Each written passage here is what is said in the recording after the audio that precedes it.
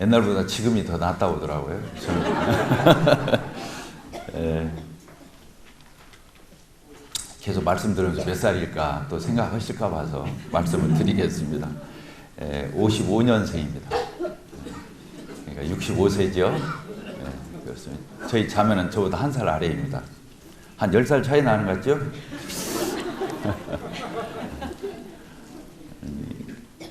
저는 이제 전라북도의 김제 청하면이라고 있는데 그 시골에서 자랐어요.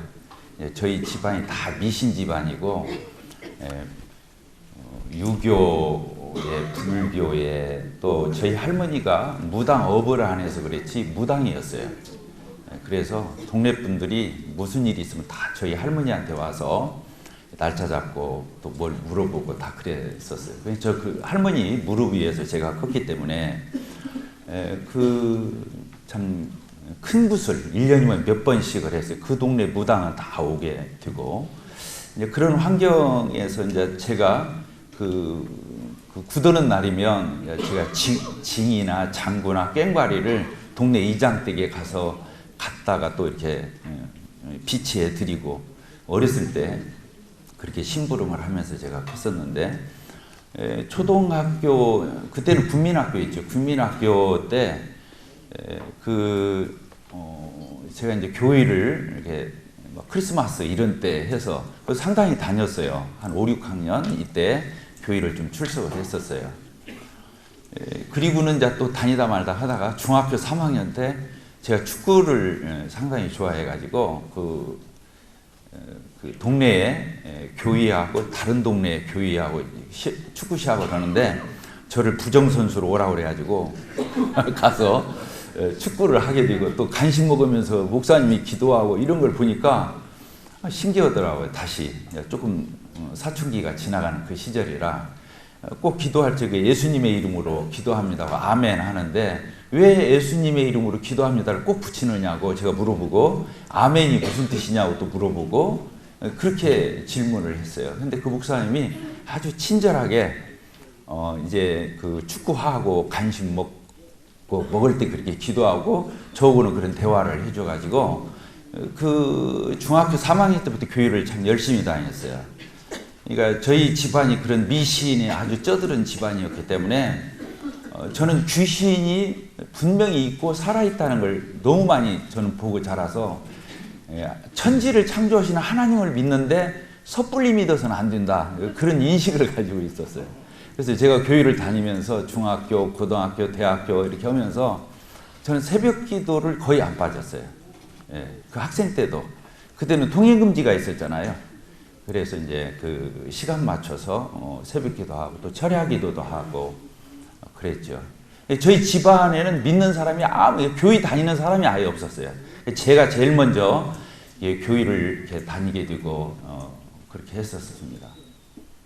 이제 제가 이제 대학을 졸업하고 직장을 가게 되어서 직장 생활을 하는데 교회 생활 열심히 할 때하고도 다르더라고요. 직장을 나가니까 그 직장 상사들이 데리고 담배도 피게 만들고 술도 권하고 또 뭐 노래방 춤추는데 이런 데를 데리고 가요. 그래서 참 그 율법 아래 그때 있을 때 굉장히 갈등이 되고 힘이 들었어요.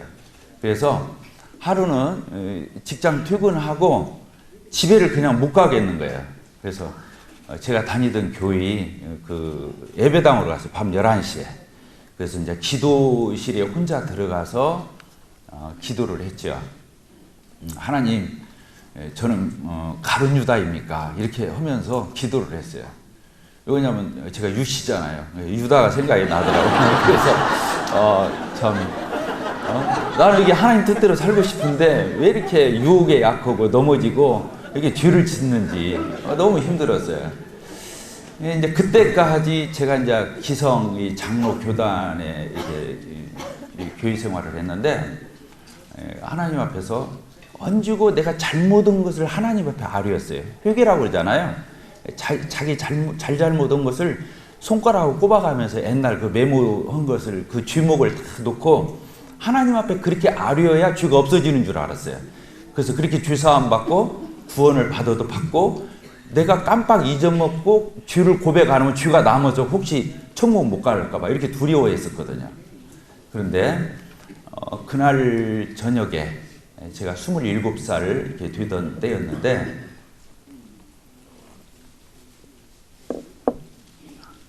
그 전에는 얹고 기도할 때마다 목소리로 막 크게 높여서 막 주여 주여 삼창하고 막 고래고래 하나님 앞에 막 통성하고 막 그렇게 기도를 했는데 그날 저녁은 그렇게 하고 싶지 않다. 그렇게 기도해봤자 맨날 그렇게 했으니까 그날만큼은 조용히 하나님 앞에 반문하면서 저 혼자 반문을 했어요.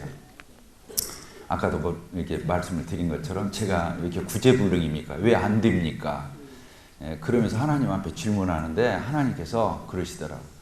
너는 자꾸 네가 죄 지은 것만 내 앞에 이렇게 목록을 내놓는데 네 이력서를 내놓는데 그게 아니라 네가 죄인인 거라고. 그래서 그날 저녁에 처음으로 제가 죄인인 것을 발견했어요. 죄 지은 사람인 것을 발견한 게 아니고 그전에는 죄 지은 것만 생각을 했어요. 근데 그날 저녁에 성령의 조명이겠죠. 제가 이제 죄인인 것을 알게 되고 하나님 앞에 엎드렸어요. 그날 제가 안팎으로 근본적으로 구조적으로 아담 안에서 죄인이라는 것을 그날 알았어요. 그러니까 죄목만 아리웠던 것이 죄송하더라고요. 그러면 안 아리운 것은 내가 깨끗하게 살았다는 건가 뭐 이런 생각이 들면서 그래서 주님 앞에 이제 거꾸러지고 그렇게 죄인인 것이 알아지면서 그 예수님이 나 위해서 죽으셨구나. 이게 이제 매추가 됐어요.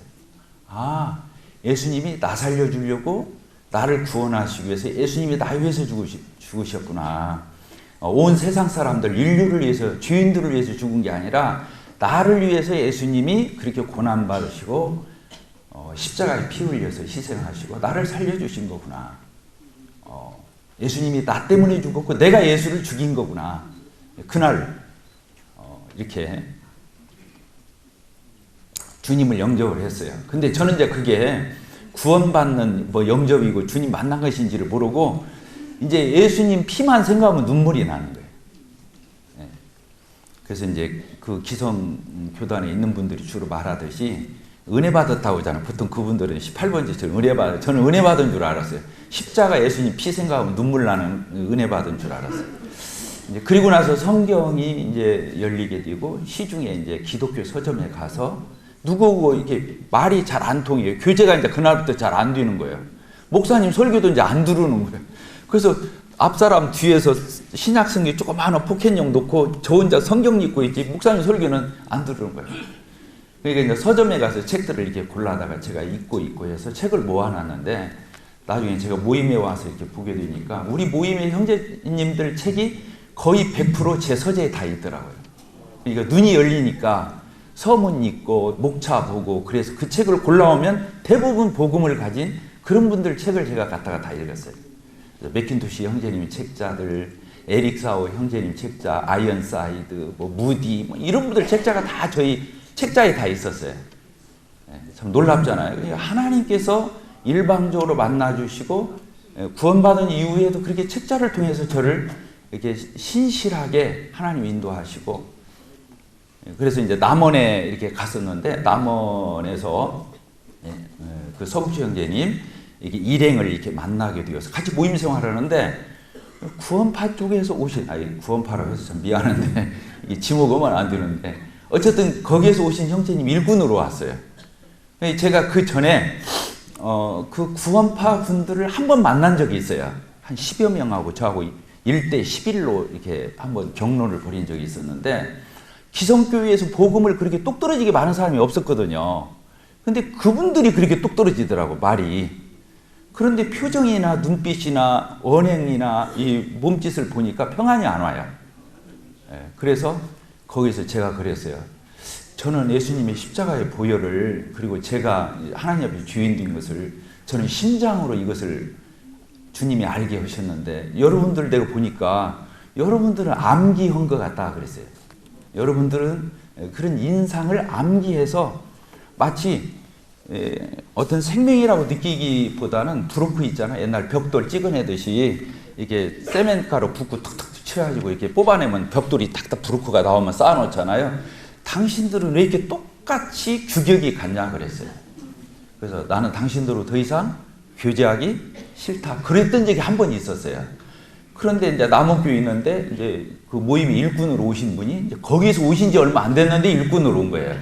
그러니까 저는 또 우리 모임이 구원판 줄 알고 다시 나갔어요. 장로교로 다시 돌아갔어요. 그래서 한 5년 정도를 장로교에서 배회하다가 그때 이제 제가 5년 동안 이제 장로교를 도로 돌아가서 있으면서 저희 모임에 대해서 연구를 했어요. 추적을 했어요. 그러니까 교의사 책자 한 12권 사고 그리고 횃불지 그리고 이제 엠마오 이런 데서 나온 책자들을 100% 다 구입을 했어요. 다 읽었어요. 매달 오는 횃불지, 소년 횃불지 정독하고 저희 모임의 모든 책자를 다 밑줄 쳐가면서 읽고 분석을 했거든요. 교의사 쪽으로 뿌리를 또 캐고. 그런데 그리고 이제 그때 형제 자매님들 이제 우리 모임에 이제 형제 자매님들 집도 가보고 가게도 가보고 학교도 가보고 균형이 돼 있나 이런 거 이제 보느라고. 근데 평안이 있는 거예요. 아 이제 제가 뿌리를 알았어요. 아 그분이 잘못됐었구나 이런 걸 알게 되고 제가 90년 10월 10일 날 다시 저희 모임으로 돌아왔어요. 이게 몇 년 됐습니까? 계산 안 되셔요? 90년 10월 10일 날 지금 기린노 교회로 이렇게 왔죠. 29년 지났어 벌써. 내년이면 30년 돼요. 저 교파에서 왔다고 그렇게 인상으로 보지 마세요. 벌써 30년 됐어요. 그래서 이제 모임에 이렇게 와서 지금은 참 제가 이렇게 목회까지 하는 걸 이렇게 생각하면 신기하고 그렇습니다. 제가 27살 때 그렇게 그날 예수님 만나고 복음을 안 뒤로 주님이 저는 구체적으로 일꾼으로 부르심을 받은 어떤 말씀이 있다든가 소명이다 그런 거 없어요. 근데 그때 제가 죄인인 걸 알고 예수님이 나를 위해서 죽으시고 내가 예수님을 죽인 그런 장본인이다. 바울 사도가 고백했잖아요. 내가 죄인 중에 교수라고 그랬는데 이제 그걸 안 날부터 주님이 제 넋을 가져가 버렸어요. 제가 이제 완벽하게 산 건 아니에요. 허물이 많죠. 부족하고. 그런데 그 27살 때 주님 만나고 지금까지 그냥 주님이 이끄시는 대로 왔는데 지금 이 자리에 서 있는 것으로 이렇게 생각이 돼요. 저는 그걸 소명이라고 생각해요. 주님이 제 넋을 가져가셨고 그랬습니다. 그래가지고 기린노 교회 이제 90년 10월 10일 날 다시 와서 벌써 29년이 지났는데 모임에 이제 온 지 94년, 4년 만에 교회에서 저를 장로로 세웠어요. 무모지요. 소천하신 우리 이승환 형제님하고 저하고 같이 기린노에서 장로로 세워졌었어요. 그리고 한 1년 그 기린노에서 사역하다가 전주 서부교회로 이렇게 개척을 같이 나갔죠. 다른 장로 형제님하고 이렇게 나가서 한 6년여 이렇게 같이 전주 서부교회에서 또 이렇게 주님을 섬기다가 2001년도에 한 6년여 이렇게 섬기다가 2001년도에 이제 전주 북부 지역으로 이렇게 분가하면서 천거했어요. 한 40여 명의 성도들하고 같이 이렇게 나와서 지금까지 이제 올 10월이 되면 18년이 됩니다. 모임 개척은 이제 18년 되는데 지난 18년 동안 있었던 그런 주님께서 이렇게 함께 하신 이런 간증을 하도록 하겠습니다. 그때 이제 그랬어요. 모임에 와서 한 11년 이렇게 배웠잖아요. 그리고 이제 제가 단독으로 이렇게 개척해서 나가게 됐을 때 주님께서 그렇게 물어오시는 것 같았어요. 제가 그 지나온 세월을 이렇게 생각하면서 제가 담임 교회를 적어보니까 13군데를 돌아다녔더라고요. 어렸을 때부터 담임 교회가 13군데. 그러니까 부단하게 교회를 찾아서 그렇게 돌아다녔어요. 교회에 한이 맺혔어요. 그러니까 하나님께서 그래? 그러면 네가 도대체 원하는 교회가 뭐야? 한번 써봐. 그렇게 말씀하시는 것 같아요. 그 여호수아가 그 가나안 땅을 이제 분배하기 전에 그 7지파인가요? 이렇게 불러가지고 가서 너희들이 차지할 땅을 가서 이렇게 둘러보고 그림을 그려와라. 그리고 제비 뽑아서 이렇게 분배하는 장면이 나오잖아요. 근데 이제 그때 제 마음 가운데 주님이 꼭 저한테 한번 청사진 한번 너 교회를 이제 시작한다고 하는데 다시 시작한다고 하는데 한번 그 청사진이 뭔지 한번 가져와 봐 이렇게 하는 것 같아요. 그래서 저는 사도행전 2장 42절 우리 같이 한번 다시 읽어볼까요? 사도행전 2장 42절 그 말씀을 생각이 났습니다. 그래서 2장 42절 41절부터 그 말을 받은 사람들은 세례를 받으며 이날에 신도의 수가 3천이나 더하더라. 42절 같이 읽겠습니다. 시작. 그들이 사도의 가르침을 받아 서로 교제하고 떡을 떼며 오로지 기도하기를 힘쓰니라. 이렇게 되어 있죠. 이 초대교회의 네 가지 특징이잖아요. 사도의 가르침, 말씀이죠. 그리고 서로 교제, 성도 간에 주님 안에서 성령 안에서 교제하는 거, 떡을 떼며 예배죠. 예배, 만찬 예배, 그리고 오로지 기도하기를 힘쓰냐. 기도의 공동체지 교회가. 그래서 이 네 가지 특징, 그리고 저한테 지금도 다 이루어지지 않고 있지만 43절부터 끝절까지는 더 인상적이었어요. 뭐냐면 43절 사람마다 두려워하는데 사도들로 말미암아 기사와 표적이 많이 나타나니 믿는 사람이 다 함께 있어 모든 물건을 서로 통용하고 또 재산과 소유를 팔아 각 사람의 필요를 따라 나눠주며 날마다 마음을 같이하며 성전에 모이기를 힘쓰고 집에서 떡을 떼며 기쁨과 순전한 마음으로 음식을 먹고 하나님을 찬미하며 온 백성이 칭송을 받으니 주께서 구원받는 사람 날마다 더하게 하시니라. 이 내용은 더 도전적이었어요. 성도들이 네 끝내가 안 가리고 공산주의하고는 다르잖아요. 공산주의는 같이 일하고 같이 나눠 먹지만 교회는 그런 데가 아니잖아요. 각자 자기 생업을 가지고 다 하는데 그 수익을 가지고 와서 서로를 보충해주고 나누고 이런 섬김을 하는 교회의 모습. 이번에 우리 알렉산더 쿠리안 형제님의 말씀에 참 인상 깊었던 게 첫날 그런 거였어요. 이 초대교회 이때는 신약 성경이 아직 완성이 안 됐잖아요. 그래서 그 신약 성경이 사도들로 말미암아 완성될 때까지는 기사와 이적, 표적 이런 초자연적인 역사가 많이 따랐다 이런 표현을 쓰셨어요. 그런데 성경이 신약 성경이 완성되고 나서부터는 초자연적인 이적이나 이런 것들은 어떤 면으로 은사적으로는 사라졌다라기보다는 많이 지금도 선교지나 아직 그 미전도 종족이나 이런 데서는 기사와 이적이 일어난다는 거 아니에요. 아직 성경이 번역이 안 되고 주어져 있지 않으니까. 근데 성경이 완성되고 나면은 이런 것들은 줄어드는데 형제님이 덧붙이기를 그래서 성경이 완성되고 난 다음에는 기사와 이적이 사라지고 끝난 게 아니라 이 하나님의 말씀을 잘 가르치고 이 하나님의 말씀을 저희들이 잘 이렇게 전하고 가르치고 양육해서 그 하나님의 말씀에 진실로 순종하면 기사와 이적 못지않은 놀라운 일들이 따른다. 이 표현을 하는데 저는 놀랐어요. 아 그렇구나. 지금은 기사와 이적을 바라는 그런 예전과 같지는 않지만 하나님 말씀을 존중히 여기고 경유하고 순종하고 우리가 하나님 말씀을 그렇게 따르면 하나님은 기사와 이적 못지않은 일들을 이 말씀을 통해서 역사하시는 거구나. 이런 그 내용으로 제가 전달을 받았습니다. 근데 그렇게 말하는 거를 처음 봤어요. 우리가 말씀은 순종하자, 말씀대로 살자 이 말은 많이 들었는데 이렇게 뭐라고 해야 합니까? 이렇게 신학적으로 연결하는 말은 제가 처음 들었어요. 그래서 저희 교회가 이렇게 나왔을 적에 하나님께서 이게 물어봤을 때 사도행전 2장을 대면서 주님 초대교회처럼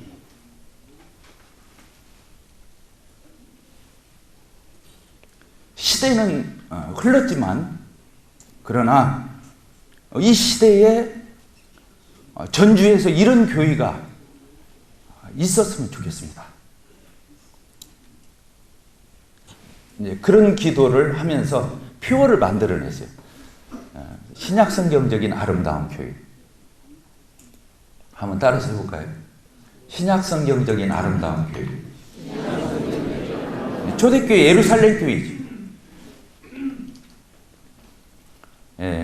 그때는 제가 미숙해가지고 단순하고 순전하고 아름다운 신약성경적인 아름다움 그렇게 붙였어요. 단순하고 오늘날 교회들이 복잡하잖아요. 단순하고 또 순전하고 많이 오염되어 있으니까 순전하고 정말로 멋지고 아름다운 그런 교회. 수시가 너무 많더라고요. 그래서 줄였어요. 신약 성경적인 아름다운 교회. 그리고는 제가 이제 메모를 해왔어요.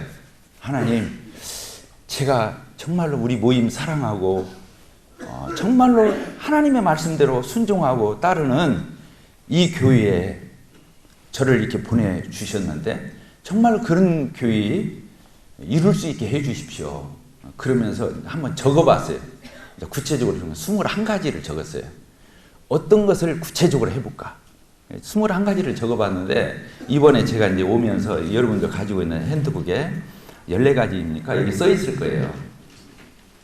그래서 이제 그 중에 하나님께서 놀랍게도 18년이 이제 돼 가는데 제가 기대하고 제가 기도한 것보다 더 능히 더 놀랍게 에베소서에 있는 말씀대로 이루어 주셨어요. 더 이상 말할 것이 없어요. 저희 교회를 자랑하는 것이 아니라 어쨌든 주님이 하신 일이니까 이렇게 말하겠습니다. 그리고 같이 공유하고 싶어요. 제가 목회하면서 주님 섬기면서 소원이 있었다면 그런 소원이 있었어요. 나는 똑똑한 성도 말고 나는 착한 성도 양육하리라. 뭐라고요? 착한 성도를 나는 양육하겠다. 똑똑한 사람은 골치 아파요. 따지 쌓고 그러니까. 근데 착한 사람은요, 좋은 거 있으면 나눠요. 공유하는 거죠. 공유. 그러니까 하나님이 선하시잖아요. 하나님은 그 모든 것을 선하게 지으셨고 또 만들 때마다 선하다고 그러셨잖아요. 하나님 보시기에 좋았다, 좋았다. 그리고 결국에 우리 구원받은 하나님의 자녀들을 향해서는 결국에 모든 것을 합력해서 선을 이루고야 마시는 정말로 착하신 분이 하나님이시잖아요. 그래서 우리가 하나님을 닮은 하나님의 모양대로 하나님의 형상대로 지음받은 우리가 어떤 특징이 있을까? 많은 특징들이 있겠지만 뭐 거룩성도 있고 많은 것들이 있겠지만 그러나 저는 교회 목표를 하면서 정말 착한 성도들을 많이 주시면 좋겠다. 그래서 뭐든지 내가 가지고 있는 거 좋은 거 있으면 나만 갖고 있지 않고 정말로 나눠주고 공유하고 서로 섬기고 이렇게 하는 전도도 그래서 해야 하는 거잖아요. 나 혼자 구원받고 이 딱 다물고 그러고 있는 게 아니라 이 구원 생각해보면 놀라운 거니까 다른 사람한테 다 나눠주고 싶고 알려주고 싶고 그래서 전도 오는 거잖아요.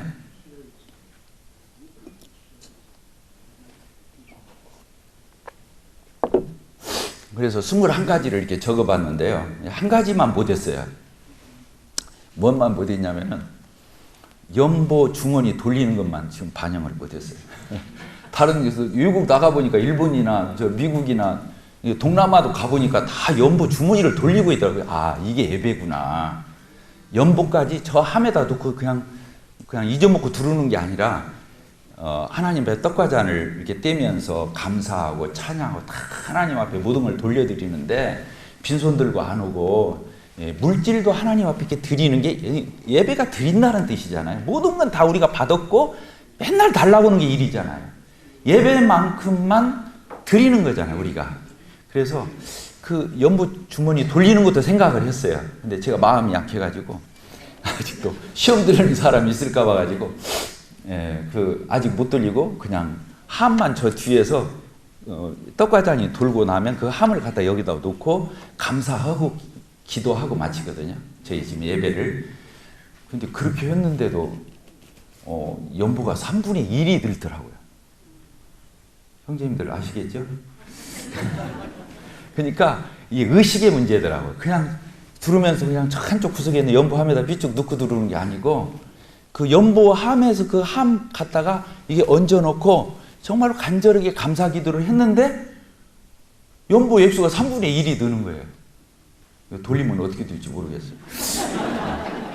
어쨌든 그 연보 금액을 얘기하려는 게 아니라 하여튼 제가 반영 못한 건 그거 하나예요. 맨 처음에 제가 주님 앞에 생각하기를 제일 먼저 모든 교단과 우리가 구별되는 게 다 똑같아요. 90% 이상 같아요. 근데 형식적으로는 어쨌든 같아요. 위쪽으로는. 근데 그 교단하고 우리하고 다른 점이 있다면 떡과자 놓고 예배 드리는 거 달라요. 이게 어마어마한 거잖아요. 우리는 한 시간을 자매님들은 침묵하고 계시고 형제들은 같이 감사기도하면서 한 시간을 하고 또 말씀을 옛날에 형님들 설교 짧아야 한 시간이셨잖아요. 지금 많이 줄으셨죠? 근데 그렇게 기성교회는 한 시간 다 안절부절하다 다 도망가요. 축도하면 그냥 어느새 반절은 비는 거거든. 다 벌썩하고. 그런데 우리는 떡과자를 놓고 만찬 예배를 드리는데 이 부분이 정말로 놀라운 거잖아요. 하나님 앞에. 그래서 초대교회 때는 예배 드리러 모인다, 교제하러 모인다는 안 했어도 떡을 떼기 위해서 모인다 그랬잖아요. 그러니까 모이는 목적이 뭐냐면 떡 떼기 위해서 모이는 거예요. 예배 드리기 위해서 모이는 거라고 했잖아요. 최상의 의무이자 최상의 특권이죠. 그리스도인의. 구원의 목적 자체가 예배를 받으시기 위한 거고. 그런 걸 생각하면서 정말 이 만찬 예배가 부흥했으면 좋겠다. 정말 심령으로 준비되고 정말로 짜내는 게 아니라 그냥 토해내는 이런 예배를 좀 드렸으면 좋겠다. 성도들. 그래서 처음에 이제 저희들이 개척해서 나와서 형제님들이 한 10여 명이 좀 넘었는데 그 형제님들을 하여튼 모름지기 다 예배 때 감사기도 하도록. 근데 감사기도 하면요, 신앙이 평균 이상을 해요. 제가 이제 검토한 바에 의하면 확률상 그러더라고요. 그래서 어쨌든 형제들이라고 하면 무조건 입을 벌려서 예배 때 감사기도 하는 형제들 만들어야겠다. 이 생각을 했어요. 그래서 만나는 형제마다 왜 감사기도를 하느냐. 부부싸움에서 왜 그랬어? 몇 줄로 해, 몇 줄로. 써가지고 해. 써가지고 와봐. 내가 고쳐줄게. 예배 때 감사기도 하는 형제는 이제 저 만날 것이 스트레스가 되는 거예요. 그렇게 예배 때 감사기도를 준비해오고 일주일의 생활이 준비되고 정말 그렇게 하면서 예배 때 나와서 떡과잔에 참여하고 감사하고 이런 걸 이제 목적했죠. 그래서 이제 성도들도 늘어가고 이렇게 하면서 언제가 제일 스릴이 있었냐면 18명 감사기도 할 때. 제 목표가 20명이었어요. 예배 부흥할 때 감사기도를 20명만 하면 난 여한이 없겠다. 하나님이 더 기대하시겠죠. 물론 쫓겨났나요? 잘못된 거 아니에요. 미안합니다. 아시겠죠, 형님들? 쫓겨났나요? 잘못된 거 아닙니다. 5명 하면서도 7, 8명 하면서도 10명 하면서도 그 예배가 하나님 보시기에 너무 아름다울 수 있어요. 그러나 기왕에 하는 거. 그래서 제가 18명 했을 적에 고지가 바로 무둔 앞이잖아요. 20명. 근데 그때 참 스릴이 있었는데 지금은 저희 교회가 막 그걸 위해서 막 마이크도 막 15개씩 막 만들어서 곳곳에 놔주고 이런 방법 저런 방법 해서 지금은 한 많이 오면 50명이 넘게 감사기도를 해요. 보통 아무리 적어도 40명 감사기도를 해요. 그러니까 군더더기를 붙이면 안 돼. 엑기스만 막. 근데 해요. 너무 예배가 신선해요. 미사여구 하나 없어요. 어떤 때는 마이크 잡고 흘러오는 사람이 7명이 동시에 들고 있는 게 보이는 거예요. 그래서 어떤 형제님 오셔서 원골 성천교회는 천국은 침노하는 자의 것이라고 하더니 여기는 예배 드리려면 침노해야 감사기도를 하겠다. 이런 표현을 하더라고요. 수직적인 거잖아요. 하나님과의 수직적인. 1에서 4계명까지가 똑바로야 5에서 10계명까지 6가지가 똑바르게 되잖아요. 수직적인 것이 잘못됐는데 수평적인 것이 잘 될 수가 없죠. 교회에서 예배가 사는 것은 모든 것의 출발이고 근간을 이루는 거죠.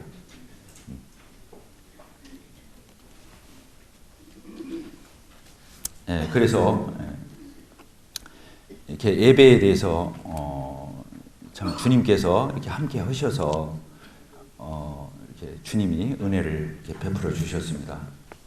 그리고 두 번째, 모든 성도들이 은사 사역을 해야 한다. 은사 사역을 해야 한다. 그렇죠. 놀고 먹으면 안 돼요. 구원받은 게 뭐냐면 성령 받은 거잖아요. 그렇죠? 죄사함 받았다는 말은 물론 너무 훌륭한 표현이지만 더 참 인격적 표현은 성령 받은 거잖아요. 구원 받은 건 성령 받은 거예요. 성령 받으면 성령의 은사가 없을 수가 없죠. 그래서 성령님이 탄식하게 하면 안 되잖아요. 성령님을 근심시키면 안 되죠. 물론 부정한 삶, 더럽고 죄짓고 하나님 앞에 순종 않고 그럴 적에 성령이 탄식하시기도 하시지만 우리가 성령께서 주신 그 은사를 묵힐 때, 사역하지 않을 때 하나님 탄식하시죠. 그래서 나도 불편하고 편해서 잘하는 성도는 없더라고요. 자기가 뭐라도 하고 뭐라도 동참을 하고 자기가 헌신하고 몸으로 움직여야 그 성도가 살지, 우리가 편하게 대접해 준다고 그 성도가 잘하지 않더라고요. 그래서 참 모든 성도들이 이렇게 은사 사역을 할 수 있도록 저희 교회 가면은 1층, 2층 거의 모든 성도의 은사 사역표가 있어요. 신발장 정리라도 하도록 다 해놨어요. 화장실 휴지통이라도 비도록. 할 일은 너무 많죠. 그래서 정말 개인이 성장하려면 자기 은사를 몸으로 움직이고 실제로 섬기고 헌신하고 이렇게 할 때 그 성도가 자라는 걸 봤어요. 그래야 교회가 또 부흥하죠. 개인이 성장하면 교회는 부흥하는 거잖아요. 그 지체들이 모여서 교회가 되는 거니까 그렇다고 보여집니다. 그래서 어떤 형제가 저한테 물어봤어요. 형제님, 기왕이면 기성교단에서 왔다는데 그 큰 물에서 노시지 왜 브레드린 이렇게 소수가 모이는 우리 모임에 와서 이렇게 활동하시냐고 그러더라고요. 나를 과대평가하시더라고요. 저는 그렇게 생각합니다. 그래서 그랬어요. 나는 우리 형제자매들하고 밥상에 둘러앉아서 이렇게 앉아서 밥 먹는 재미로 나는 이 교회에 있다 그랬어요. 진짜 제일 행복할 때는 형제자매님들하고 아무 격이 없이 한 상에서, 지금도 여기 일반 교단에 여기 뒤에 의자에 있다가 나와서 설교하잖아요. 우리는 저기 지금 같이 있다가 설교로 나와서 여기서 이렇게 하잖아요. 같이 한다는 것, 함께 한다는 것, 이게 정말로 아름다운 거죠. 그래서 저희들은 옛날에 교회에서 그랬습니다. 장로란 말도 쓰면은 불편해하잖아요. 안 그랬습니까? 이제 밖에서 누가 물어보면 우리 교회 목회하시는 목사님이다 이렇게 소개는 하지만 그때는 해도 우리가 뭐라고 말하겠어요. 외부 사람들한테 그거 언제 다 설명을 있을 수도 없는 거고, 목사가 아니라 목자인데 이런 거 언제 설명을 그러겠어요. 그러니까 그냥 목사님 하면 돼요. 실제로 목사니까. 근데 우리가 우리 안에서 나뉘는 말을 쓰면 안 된다고 그랬잖아요. 장로란 말도 안 썼잖아요. 어쨌든 오늘날 우리 모임이 저는 정말 이런 아름다운 성경적 미덕을 지켜갔으면 좋겠어요. 그래서 정말 교회 우리 모임 안에서 우리끼리 지금 여기 모인 자리에서 어떤 우리 모임에도 이제 기관이 여기저기 생기다 보니까 막 감투들이 생겨요. 미안합니다. 이런 말 안 하려고 했는데 저도 모르게 나오네요. 하여튼 이사장님, 교장님, 뭐라고 합니까? 원장님 이런 말 웬만하면 우리끼리 있을 적에는 쓰지 맙시다. 제가 불편하더라고. 성령님도 불편해할 것 같아서 이런 얘기 드립니다. 물론 우리 형님들이 정말 훌륭한 일을 하고 계시고 저는 정말 그 형제님들 존경해요. 얼마 전에 어떤 우리 모임의 학교에 갔더니 PhD M 뭐라고 하면서 하는데 저는 그 글자도 잘 모르겠더라고. 그런 말 하면 안 되겠더라고. 대용으로는 때로 우리가 여건상 불가피하게 쓸 수밖에 없을 적에는 쓰지만 우리끼리 있을 적에는 정말로 주님 앞에서 하나님을 해치는, 또 불편하게 하는, 거북스럽게 하는 이런 일들은 우리가 서로 안 하면 좋겠다. 지역교회 안에서도 마찬가지고. 미안합니다. 아니에요.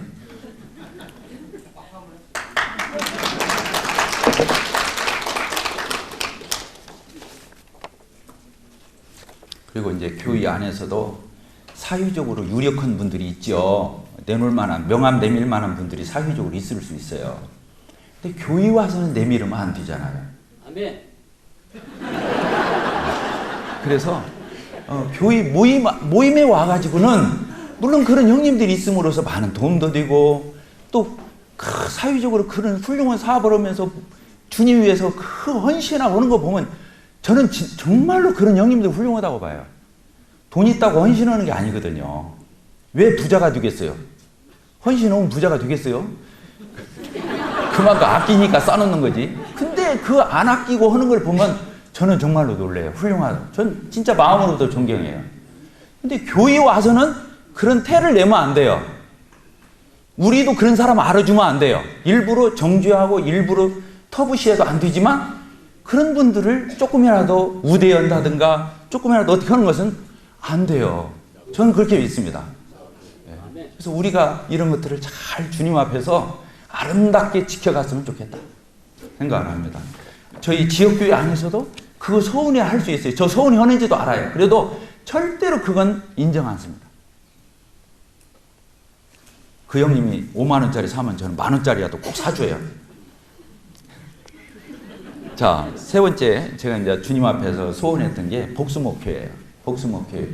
따랐습니다. 복수목회. 복수가 목회가 뭐니까 장로들로 인해서 목회하는 거잖아요. 이것은 하나님 나라 원리거든요. 이게 편의성 이런 게 아니고 효과성이 있는 게 아니고 삼위일체 하나님께서 존재 방식과 사역 방식이 이거잖아요. 하나님이 세 분인데 하나잖아요. 그잖아요. 성부, 성자, 성령 독립적이거든요. 각각이 독립적이에요. 그런데 하나시잖아요. 그런 것처럼 부부도 독립적인 두 사람이지만 하나인 것처럼 삼위 하나님이 하나가 되신 것처럼 장로들이 여럿이서 같이 주님 일 같이 도모하고 같이 협력하고 동역하고 하되 하나로 해야 되거든요. 그 안에는 동등해야 되잖아요. 성부, 성자, 성령이 동등하셨잖아요. 그런데 거기에는 또 질서가 있었잖아요. 아버지하고 아들하고 같을 수가 없잖아요. 아버지하고 아들하고 그게 또 질서가 있었죠. 아들은 아버지를 떠받들고 아버지는 아들에게 모든 심판의 권세를 다 위임해주고 성령님은 아들님만 높이고 이런 그 놀라운 그 구조가 우리 교회의 리더십의 구조라고 믿습니다. 그래서 저희가 이런 부분에 있어서 정말 실천했으면 좋겠다. 근데 다 내만 같지 않대 이게.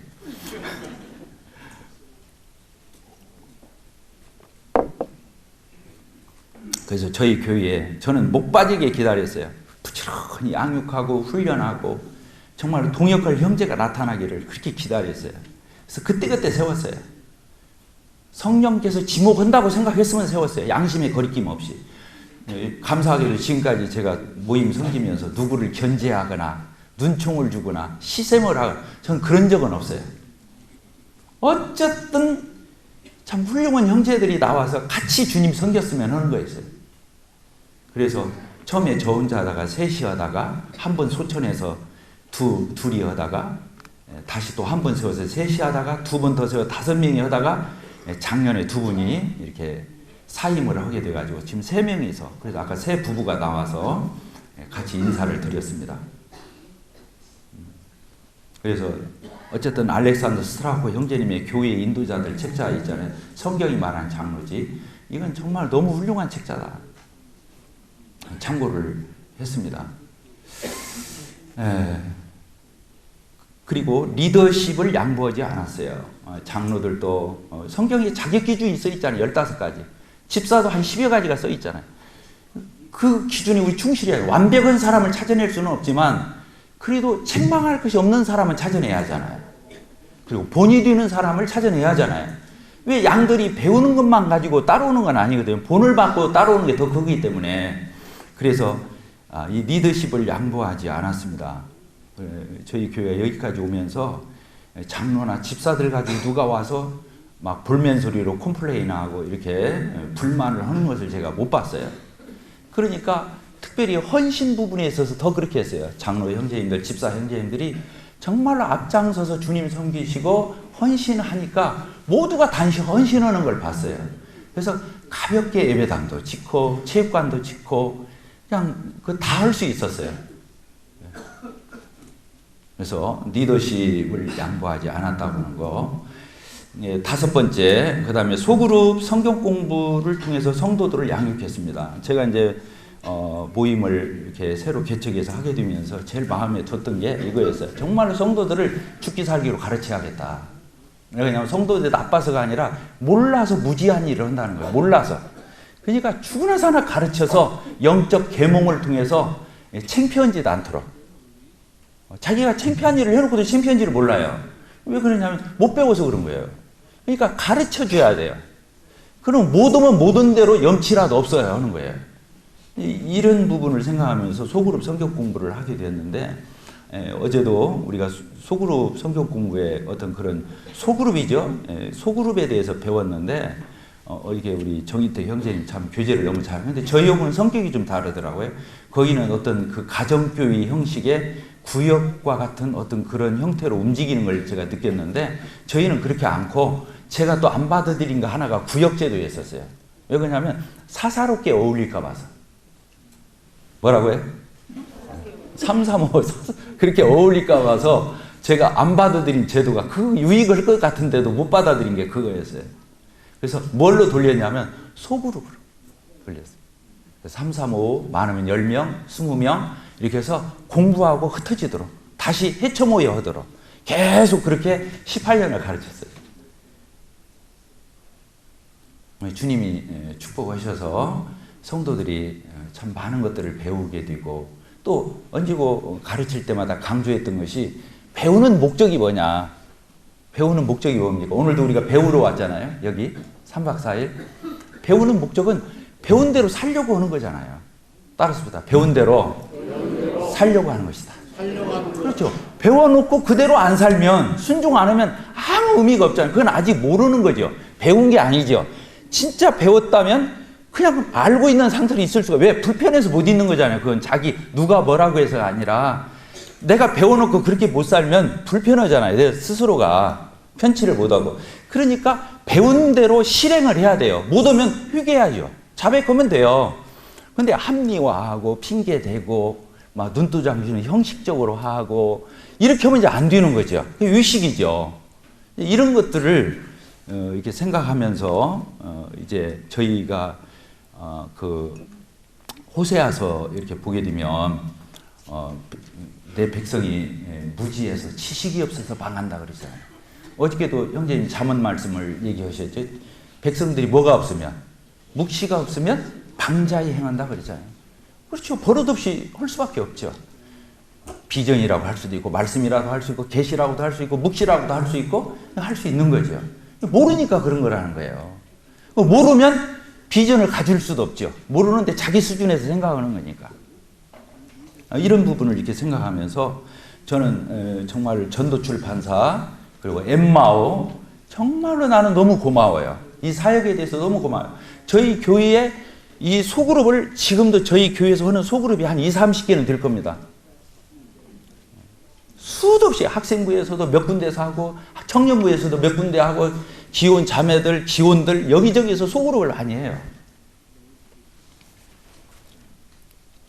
그런데 텍스트가 다 전도출판사 거 아니면 엠마오 거예요. 99%.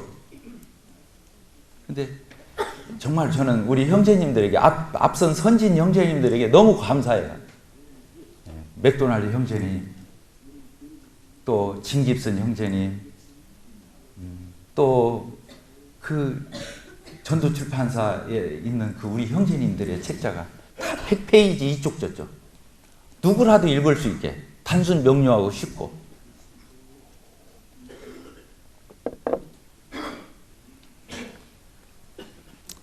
분 남았는데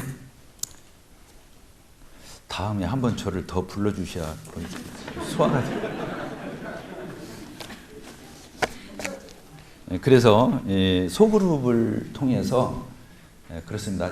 할 말은 너무 많은데 이것만 가지고도 10시간을 해야 되는데 소그룹 참 그렇습니다. 그래서 어쨌든 성도들이 다 계몽되고 또 배운 대로 살려고 하고 그런 것들이 사랑과 선행을 격려해서 서로가 다 같이 그렇게 하려고 하는, 한꺼번에 하루아침에 되는 건 아니지만 누적되다 보니까 이렇게 되는 걸 이렇게 보게 되었어요. 저희들이 이제 수요일 날 같은 경우는 모세 오경, 그러니까 창세기부터 신명기까지 수요일 날 격주로 운영을 하는데 그걸 끝냈습니다. 한 주에. 그래서 굉장히 오래 한 10년 이상을 이렇게 해가지고 수요일마다 한 장씩 이게 돌아가면서 읽고 그다음에 장로 형제가 그 요약 15분, 20분 해주고 그리고 쉐어링 하도록 형제들이 쉐어링 하도록 그렇게 인도를 합니다. 그래서 이런 부분도 잘 이루어지고 있고요. 그리고 이제 저희 화요자매를 또 이렇게 합니다. 화요자매는 자매님들이 한 35명에서 40명 나옵니다. 그리고 이제 집에서 교대 근무하면서 시간 있는 형제님들 대여섯 명 나오면 한 4, 50명 모여서 이렇게 화요자매를 합니다. 화요자매를 지난 18년 정말로 양보하지 않고 가르쳐요. 호남 지역 장로 모임하고 겹치면 제가 장로 모임을 안 가고 자매를 가르쳤어요. 그만큼 집중해서 우리 자매님들 양육했는데 정말 자매님들이 잘 이런 것들이 감당이 되면서 교회 헌신과 봉사의 기초가 되었고 그랬던 것 같습니다. 그렇습니다. 그냥 지나가겠습니다. 여섯 번째, 관계 전도를 통해서 저희들 복음을 전했습니다. 저희는 전도지를 한 번도 찍어본 적이 없습니다. 그리고 저희 교회 문 밖에 나가서 전도지 뿌려본 적도 없어요. 18년 동안 한 번도. 구원 받으면 자기 남편, 자기 아내, 내 자녀, 부모, 형제, 학교 친구, 이웃, 직장 동료 그런 사람 말고는 찾아가지 말아 버렸어요. 그렇잖아요. 우리가 구원받으면 변하잖아요. 변하면 누가 제일 먼저 느끼죠? 나하고 가장 가까운 사람. 그 사람이 못 느끼는 구원은 구원이 아니죠. 그러죠? 너무 과격한 표현이나 변합니다. 그래서 정말로 구원받고 변화되면 가장 가까운 사람이 전도기가 제일 어려워요. 아니면 제일 쉬워요. 왜? 위선하면 제일 어려운 거고 진실하게 하면 그 사람이 제일 먼저 무너져요. 저희 교회에 계속 관계전 1년에 3번씩 토요일날 하루 12시간 대기하고 있어요. 그러면 아침부터 저녁까지 구두자가 오고 싶은 때 데리고 와요. 와서 밥 먹고 교제하고 그러고 돌아가요. 이게 끈을 연결은 그날 복음전에 거듭나고 그런 게 아니고 교회와 인연을 맺어주는 거예요. 이번에도 저희들이 얼마 전에 3월 말경에 했는데 110명이 왔더라고요. 이제 성도들이 다 나가서 데리고 오는 거예요. 주일학교 애들 16명 빼고 나면은 90 몇 명이 온 거예요. 근데 할 때마다 이렇게 와요. 1년에 3번. 이제 한 번은 분기별로는 한 번은 이제 전도집에 할 때도 있고 안 할 때도 있고 그러는데 그렇게 이제 저희들이 관계 전도를 통해서 전도를 해왔습니다. 그래서 1년에 평균 제가 보니까 15명씩 침례를 줬더라고요. 지금 한 285명, 한 300명 가까이 침례를 줬더라고요.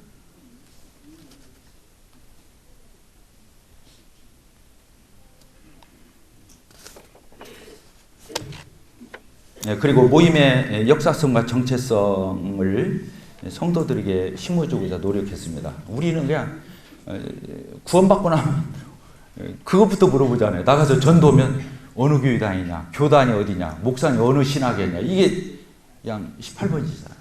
우리 성도들이 이것이 무장이 안 되면 다른 사람한테 우리를 잘 표현하고 변명도 해야 되겠지만 이것이 문제가 아니라 우리 성도들 자신의 자긍심, 우리 브레드린에 대한 이 역사성과 이 정체성에서 확실히 가지고 천없는 소리로도 나는 우리 교회가 성경적으로 그렇게 추구하고 우리가 소원하고 그렇게 나가고자 한다는 것에 대해서 부끄러워하지 않는 머뭇대지 않는 성도들을 이렇게 하는 게 중요하기 때문에 그래서 교회사 도표도 제가 만들었어요.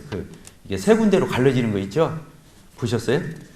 그리고 바른 분별, 바른 실행 그 책자도 쓰고 그리고 교회 예배당 앞에다가 우리 모임 소개를 크게 붙여놓고 오고 가는 사람들 다 볼 수 있도록 그리고 이제 전주시에 이제 영생고등학교하고 그 미신스쿨이에요. 그래서 저희하고 자매결연을 맺어가지고 지난주에도 와서 한 50여 명 와서 MT하고 갔어요.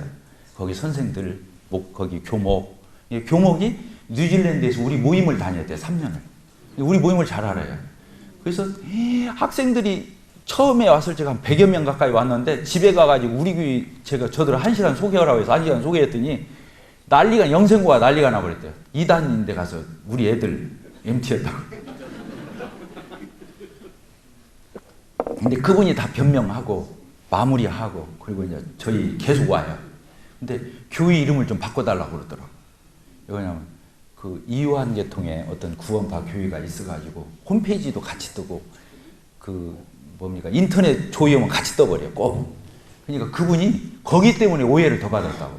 그 교회에서 우리를 개척했다고 한다고. 그래서 그냥 바로 온고을 성천교회로 바꿔서 온고을이 전주예요. 우리가 고을 온고을 전도자에서 온고을이라고 한 게 아니고 전주가 온전전자에 고을주자예요. 그러니까 온고을이에요. 전주가. 지금도 온고을로도 있고 온고을 그런 게 많아요. 전주 가보면. 그래서 온고을하고 우리가 송천동이니까 온고을 송천교회를 했습니다. 전주 송천교회 해도 되는데 바로 또 옆에가 전주 송천교회가 있어요. 그래서 이렇게 했습니다. 아이고 이것만 해도 1시간을 해야 하는데 참 아쉽습니다. 네, 8번째 건강한 가정 목표예요. 그렇죠. 요새는 가정이 해체되는 시대잖아요. 그래서 교회의 기초는 가정이잖아요. 가정의 리더십이 검증 안 되면 교회의 리더십을 할 수 없게 되어 있잖아요. 성경에서도. 예, 가정이 제대로 세워지는 저희 교회에 제가 밑에다가 2가정이 예하고 강자매, 김자매 써놨는데 이거 간증하기로 이 부분도 1시간 해야 돼요.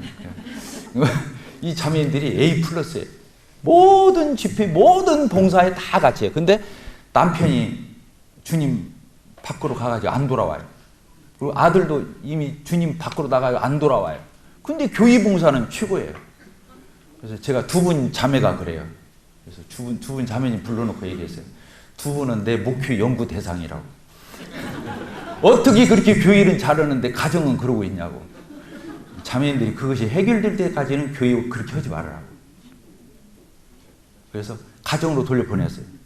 정말로 진실하게 가서 남편 붙들고 옛날에 잘못한 거 있으면 다 자백하고 잘하겠다고 그러고 진실하게 우리 주인 섬기자고 그러고 자식한테도 그렇게 해서 하루 이틀 하는 게 아니라 그분들 될 때까지 그렇게 하시라고.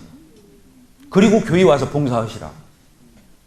근데 변화가 일어났어요. 남편이 돌아왔어요. 2가정인데 한 가정에 아들이 돌아왔어요. 와가지고 감사기도도 해 이제. 놀라운 거예요. 그러니까 신앙은 진실해야 돼요. 참돼야 돼요. 아까 뒤가 다르면 안 돼요. 이런 것들을 얘기하는 거죠. 예. 그 다음에 9번째 행복한 신앙생활. 그렇죠. 이건 종교생활 하지 말자는 거예요. 의례끄하게 매너리즘에 빠져서 사람 앞에서 눈치 보면서 이렇게 신앙생활 무겁잖아요. 신앙은 즐기는 거잖아요. 따라서 다 즐기는 거다. 그 어디엔가 나와 있어요. 왜 하나님이 인간을 지으셨느냐? 그 나오면 뭐라고 하냐면 하나님이 인간을 통해서 즐거워하시기 위해서 영광 받으시고 영화롭게 되기 위해서. 우리는 하나님으로 인하여 영원히 즐거워하는 게 신앙생활이라는 거예요. 따라서 합시다. 하나님으로 인하여 하나님을 영원히 즐거워하는 거. 제가 제 아내로 인해서 즐거워하잖아요. 이렇게. 그런 것처럼 하나님으로 인해서 즐거워하는 게 신앙이라는 거예요. 엔조이예요. 해피예요. 교회 이름 앞에다가 행복한 붙이면 좀 그러긴 한데 신앙은 그렇다는 거예요. 신앙은 신앙이에요. 수고하고 무거운 짐진 자 다 내게로 오라. 내가 너희를 뭐라고 그랬어요? 쉬게.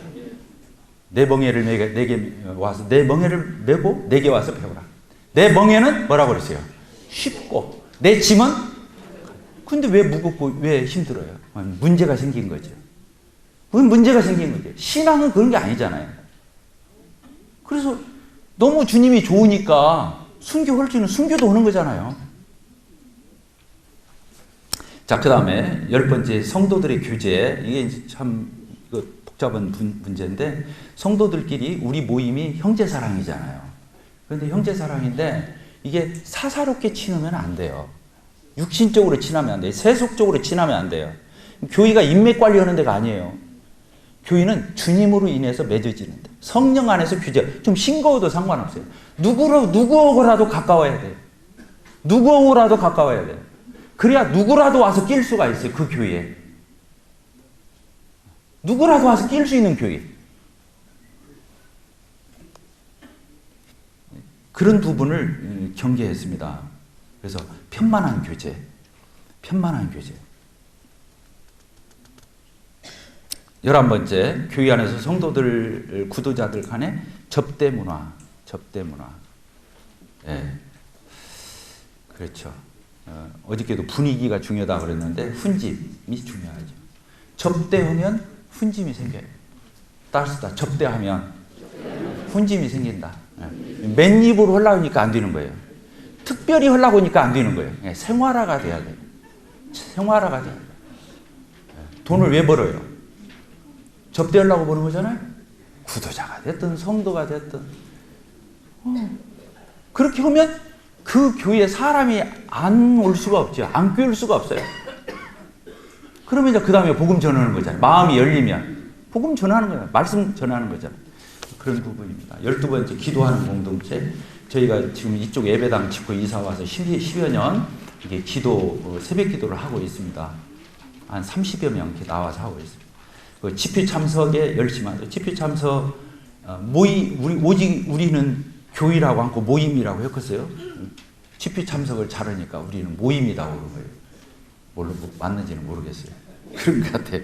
그래서 집회 참석을 정말로 성도들이 잘하도록 그냥 그날만 기다리는 거예요. 수요일날 기다리고 금요일날 기다리고 주일 기다리기 위해서 일주일을 사는 거예요. 그런 성도들 되도록 하는 거죠. 그래서 저희들이 수요 집회 때도 한 100여 명 모입니다. 10명까지 나오다 지난주에 금요 기도회도 그 정도 나오고 주님의 은혜죠. 저희 교회 발자취 시설관리 이 부분은 저희들이 예배당을 13억에 이렇게 지었어요. 그리고 체육관 땅 사서 짓는데 한 10억 들었습니다. 근데 저희들은 이름 한 사람도 안 쓰고 오잖아요. 영국. 근데 아무도 시험 안 들고 주님이 그렇게 할 수 있게 하셨어요. 그래서 지금은 중국인 유학생들도 이렇게 매주 20-30명씩 옵니다. 대학생들 전주대고 자매결이 됐어요. 학생들 믿지 않는 집 애들이 한 20-30명, 30-40명이 옵니다. 토요일마다 와요. 그래서 점심을 한 50-60명이 먹어요. 맨날 불고기 찌개. 저녁에도 한 100여 명 옵니다. 우리 청년들, 중국인 유학생 이렇게 해가지고 이게 토요일날 오전 점심 때는 50-60명, 저녁에는 100여 명. 매주 식사를 해요. 주일날은 이제 말할 것도 없고요. 애참.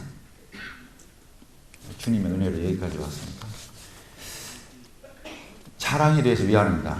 근데 주님이 하셨기 때문에 양해해 주세요. 그리고 이제 규모가 안 돼서 우리 교회는 어떻게 하는 거야? 몇 명 안 되는데 아니에요. 저는 그때부터 해야 한다고 생각해요. 이거 누적되는 거죠. 누적되어 가는 거기 때문에 형제님들이 격차가 있다, 또 어떤 감의 차이가 있다 이렇게 들으지 마시고 그 교회에 맞게 이런 것들을 원리를 적용하면 주님이 동일한 주님께서 동일한 역사를 일으키시라고 믿습니다. 나머지는 생략하도록 하겠습니다. 기도하고 마치겠습니다. 하나님 아버지 감사합니다. 사랑하는 형제님들 전국에서 우리 주님의 영광을 위해서 주님의 동역자들로 하나님 불러주시고 저희들과 같은 자들을 사용하시고 하나님 뜻을 이루시고 영광을 받으시며 감사를 드립니다. 하나님께서 힘주시고 공급해 주시고 채워주시고 하나님께서 참 사랑하는 형제 자매님들의 사역 위에 성령으로 기름 부어 주셔서 하나님이 주시는 그 힘으로 그 일을 능히 감당할 수 있도록 그래서 이 시대에 참으로 쓰임받는 그런 각각의 지역교회로 나타날 수 있도록 하나님께 영광 돌릴 수 있도록 은총을 베풀어 주시옵소서. 예수 그리스도의 이름으로 기도하옵나이다. 아멘. 감사합니다.